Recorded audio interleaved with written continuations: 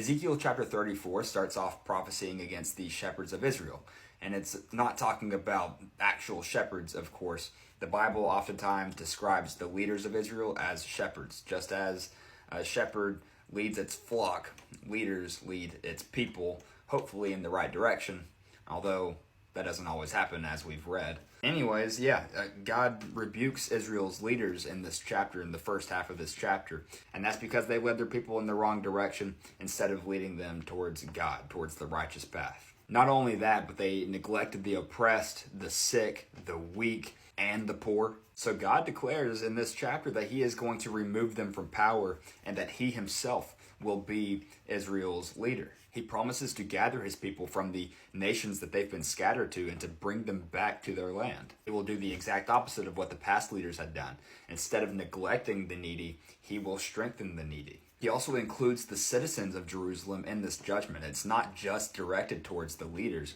He says that those citizens within Jerusalem, within the tribe of Israel that neglect the needy, that oppress the poor and the widows, fatherless children, they will also be judged. But ultimately, his people will live in peace. Ezekiel chapter 35 is a short prophecy from Ezekiel against Mount Seir, which represents Edom. And what God tells Ezekiel to prophesy is that Edom will become a desolate wasteland. The cities will be destroyed.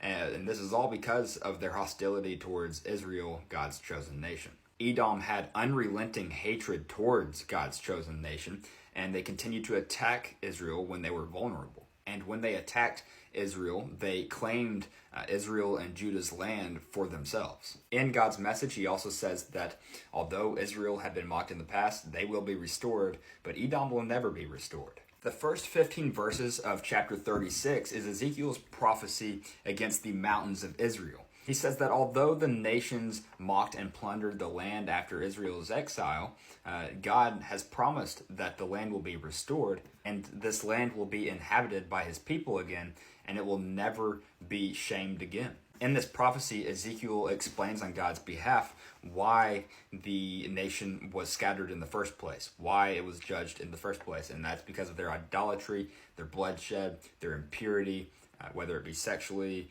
or otherwise. And it informs us that after the exile of the Israelites from their land, the other nations, their enemy nations, had condemned God and saying that he can't protect his own people. And so God says that he's not going to restore Israel because they deserve it, but for his holy name, to restore his holy name to the enemy nations. He also promises to give his nation a new heart and a new spirit.